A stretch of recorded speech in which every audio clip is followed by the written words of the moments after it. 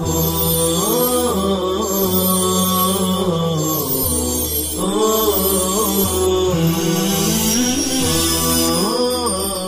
اللہ الرحمن الرحیم والصلاة والسلام علی رسول اللہ وعلی آلہ وصحبہ اجمعین اما بعد فاعوذ باللہ من الشیطان الرجیم وآمنوا بما انزلت مصدقا لما معکم ولا تکونوا اول کافر بہ ولا تشتروا بآیاتی ثمنا قلیلا وإیای فاتقون۔ اللہ تعالیٰ ارشاد فرماتے ہیں بنی اسرائیل سے خطاب کرتے ہوئے، اس سے پہلے والی آیت میں تھا کہ تم مجھ سے کیا ہوا عہد پورا کرو تو میں تم سے کیا ہوا عہد پورا کروں گا اور مجھ ہی سے ڈرو۔ اب فرماتے ہیں اور تم ایمان لے آؤ اس قرآن پر جو میں نے نازل کیا، درا حالے کہ وہ قرآن تمہارے ساتھ کی کتاب کی بھی تصدیق کرتا ہے، اور تم اہل کتاب میں سے سب سے پہلے اس قرآن کا انکار کرنے والے مت بنو، ورنہ سب کا گناہ تم ہی پر لاگو پڑے گا، اور میری آیات کے بدلے میں معمولی قیمتیں مت خریدا کرو، دنیا داری میں مت پڑو اور مجھ ہی سے ڈرو۔ اللہ پاک اس آیت کریمہ میں اہل ایمان سے خطاب کرنے کے بجائے جیسے تسلسل چلا آ رہا ہے اہل کتاب کا، ان سے کہہ رہے ہیں کہ اے اہل کتاب تم ایمان لے آؤ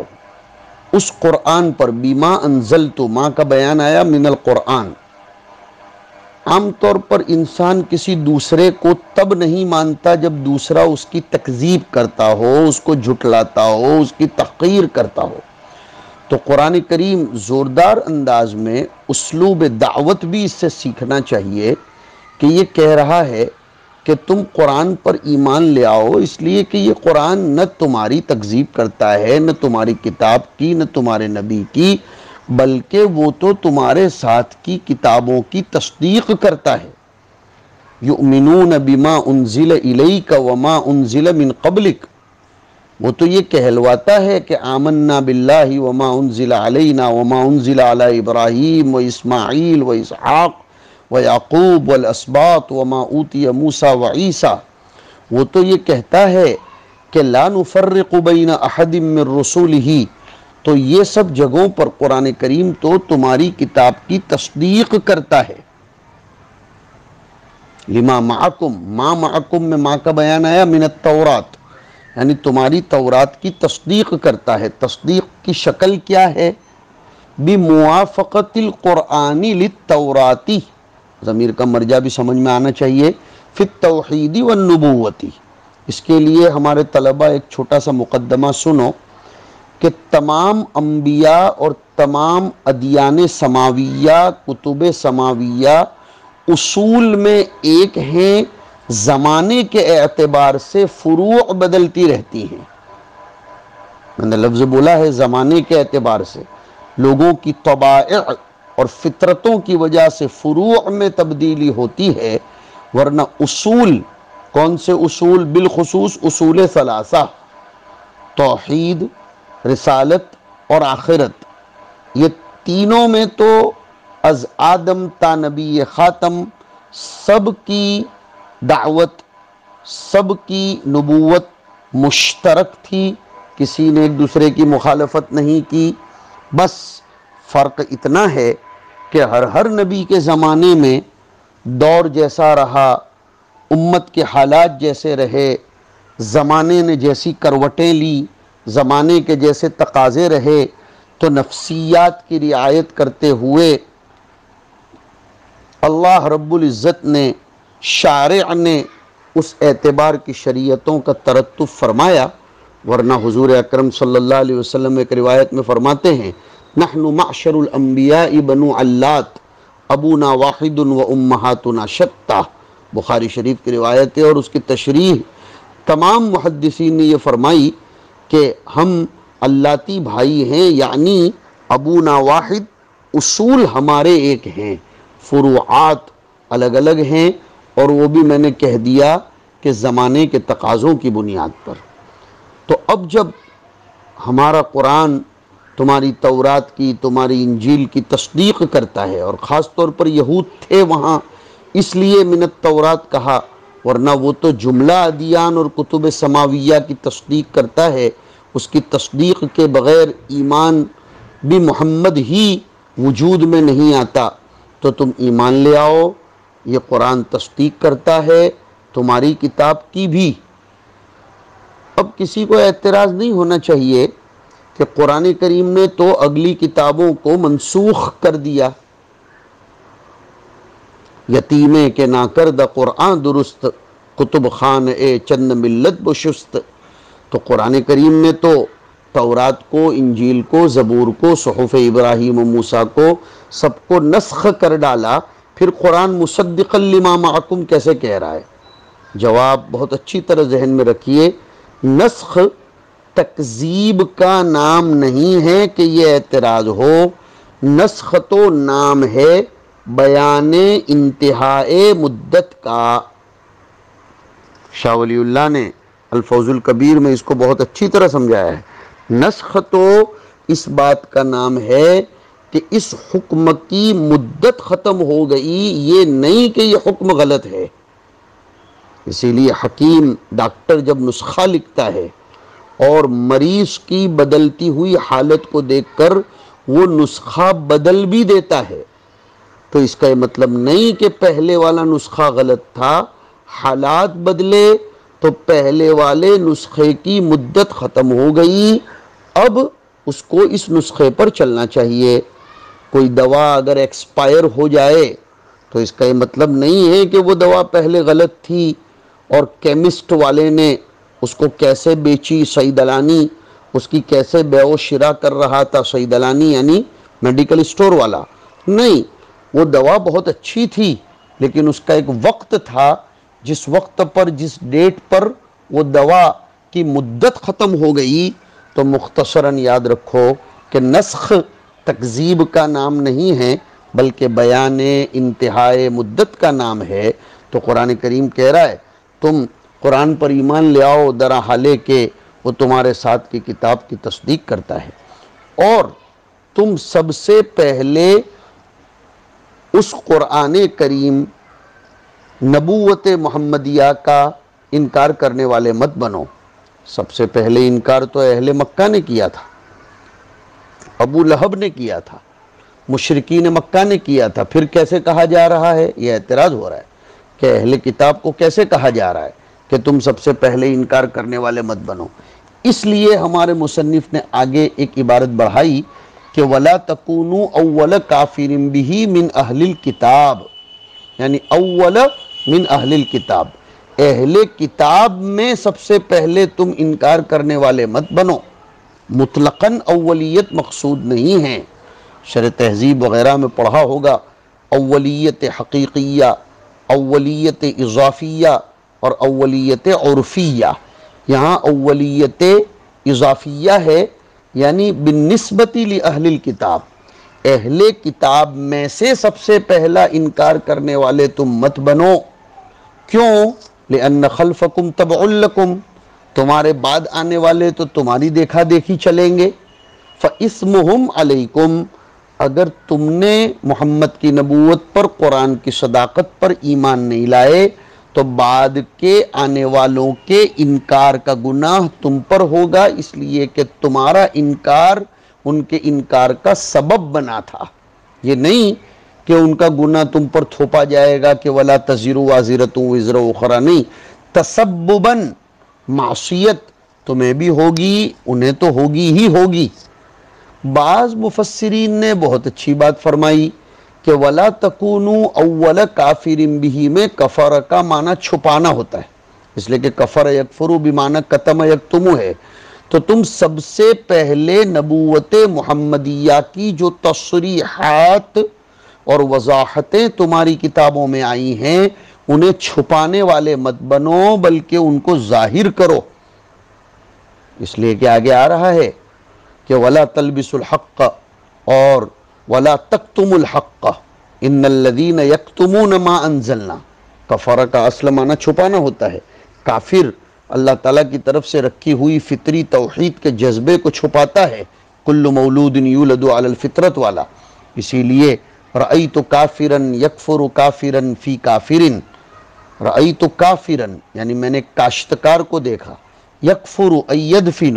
کافرا ایک کافر کو، فی کافرن رات کی تاریکی میں، تو پہلے والے کافرن کا ترجمہ کاشتکار،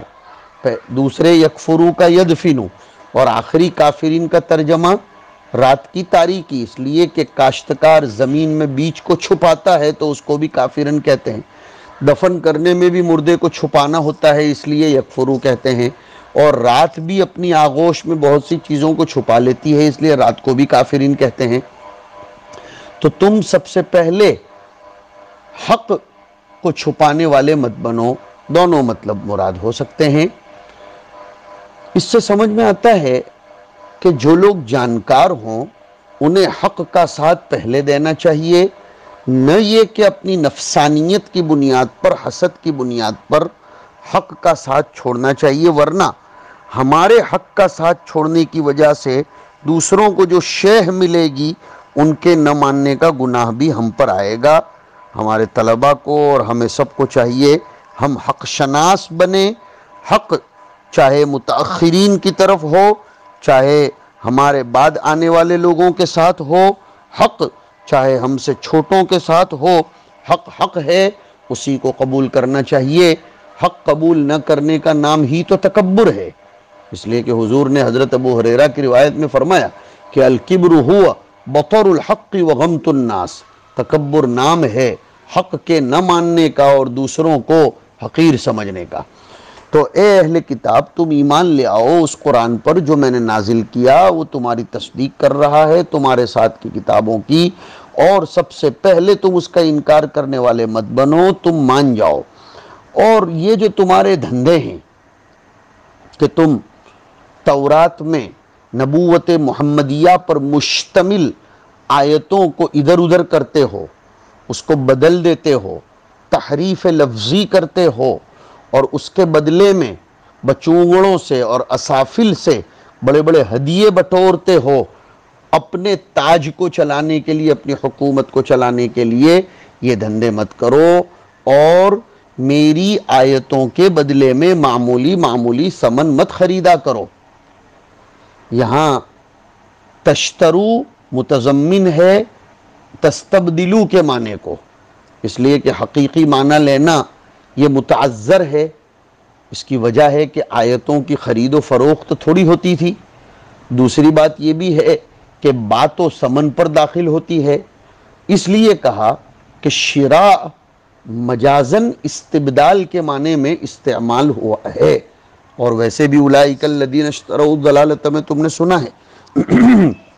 کہ بیع و شراء استبدال ہی کا تو نام ہے، مبادلت کا نام ہے۔ تم بدلے میں مت لو میری آیتوں کے، کون سی آیتیں؟ التی فی کتابکم، اور من بیانیہ من نعت محمد صلی اللہ علیہ وسلم، تمہاری کتابوں میں حضور کی صفات پر مشتمل جو آیتیں ہیں، تورات میں اور انجیل میں حضور کی صفات پر مشتمل کئی ایک آیتیں ہیں۔ مولانا رحمت اللہ کیرانوی رحمت اللہ علیہ کی ایک کتاب ہے اظہار حق، اس کو ضرور پڑھیے، اس میں ان اہل کتاب کی تحریفات لفظیہ پر کروڑوں دلائل موجود ہیں، بڑی زبردست کتاب ہے، اس کو پڑھیں گے تو سمجھ میں آئے گا کہ اہل کتاب نے تورات میں اور انجیل میں کیسی کیسی تحریفات کی ہیں۔ تو تم میری وہ آیتیں جو ہیں محمد کی نبوت اور محمد کی آمد پر مشتمل خوشخبریوں کی، اس کو ادھر ادھر مت کرو، اور اس کے بدلے میں ثمناً قلیلاً، سمن چاہے کتنا ہی کثیر کیوں نہ ہو، لیکن ما متاع الحیات الدنیا فی الآخرۃ الا قلیل، اس لیے قلیلاً کہا گیا، یہ مطلب نہیں ہے کہ ثمن کثیر کی اجازت ہے۔ ثمناً قلیلاً ای عوضاً یسیراً من الدنیا، معمولی سا بدلہ مت لیا کرو۔ ای لا تکتموا تلک الآیات خوف فوات ما تأخذونہ من سفلتکم، تم نبوت محمدیہ پر مشتمل آیتوں کو چھپاؤ مت، لوگوں کے سامنے ظاہر کرو، لوگوں کے ایمان لانے کی راہ میں رکاوٹ مت کرو، اس ڈر سے کہ وہ تمہارے ہدایا بند ہو جائیں گے تم اپنے نچلوں سے جو لیتے ہو۔ یہ ایک بیماری ہے اصل میں انسان کی، کہ وہ جب ہدیے بٹورتا رہتا ہے تو کسی دوسرے کی بڑائی کو تسلیم کرتا نہیں، اگر دل سے تسلیم کرتا بھی ہو تو ظاہر نہیں ہونے دیتا کہ میری کرسی خطرے میں پڑ جائے گی۔ یہ الگ بات ہے کہ وہ کرسی پر بیٹھ کر قسم پرسی کے عالم میں ہو جاتا ہے، لیکن یہ انسان کی بیماری ہے، اس کی طرف اشارہ کیا گیا۔ خاص طور پر یہود بے بہبود اور نصارہ ارباب خسارہ کی یہ بیماری تھی، اور اس امت میں بھی یہ بیماری پائی جاتی ہے۔ اللہ تعالی ہمیں اس کا شکار نہ بنائے، ہمیں ہمارے سامعین کو، مستفیدین کو، تلامذہ کے حلقے کو۔ عام طور پر یہ بیماری علماء میں پائی جاتی ہے کہ اگر ان سے بڑا کوئی محبوب اور مقبول آ جاتا ہے اور لوگوں کی توجہ اس کی طرف ہونے لگتی ہے تو پھر ڈر لگتا ہے کہ ہمارے ہدایہ، ہمارے مناصب اور ہمارے حلقے کا کیا ہوگا، اس لیے اس کی شخصیتوں کو اور اس کے ایجابیات کو اور اس کے کمالات کو ظاہر ہونے نہیں دیا جاتا۔ یہ اہل کتاب کی بیماری تھی۔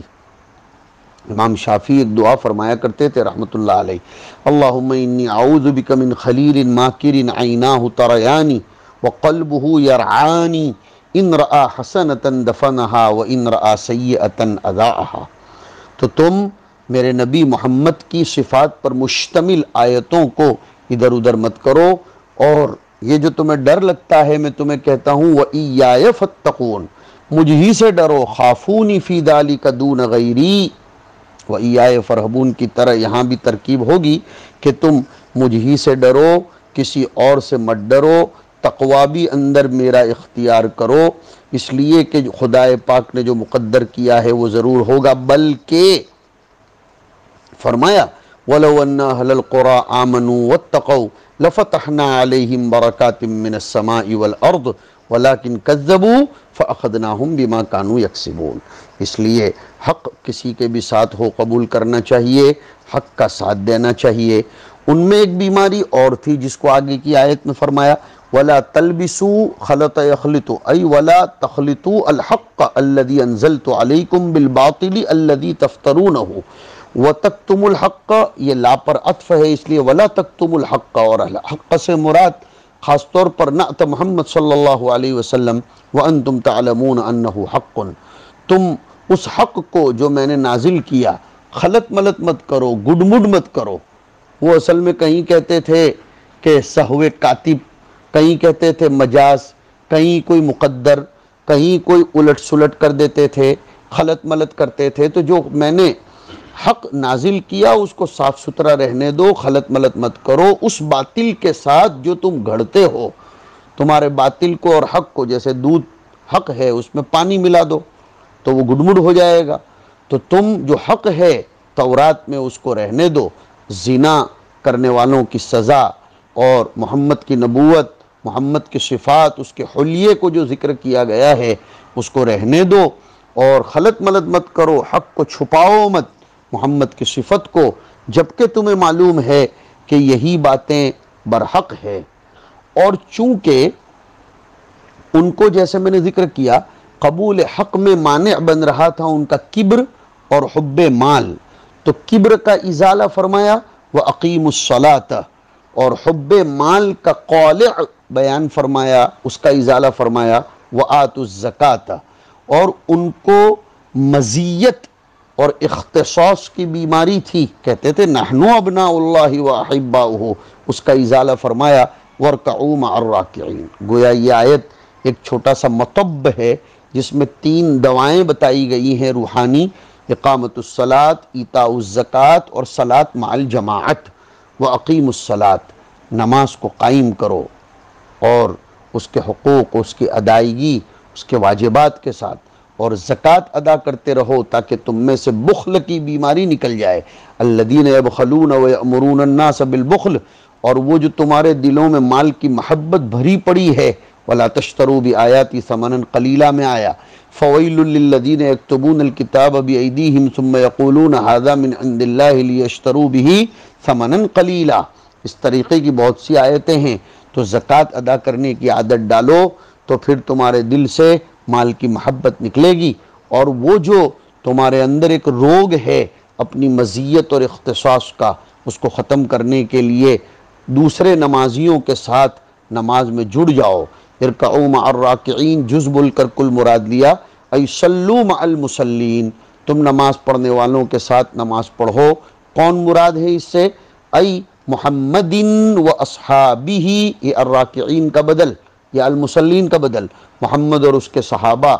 رضی اللہ عنہم اجمعین، ان کے ساتھ نماز میں شریک ہو جاؤ، نسبتیں بھی حاصل ہوں گی، تمہارے اختصاص اور امتیاز کا جو تمہارے اندر ایک رذیلہ ہے وہ بھی ختم ہو جائے گا۔ اس لیے وَأَقِيمُوا الصَّلَاةَ وَآتُوا الزَّكَاةَ وَارْكَعُوا مع الراکعین بتلایا۔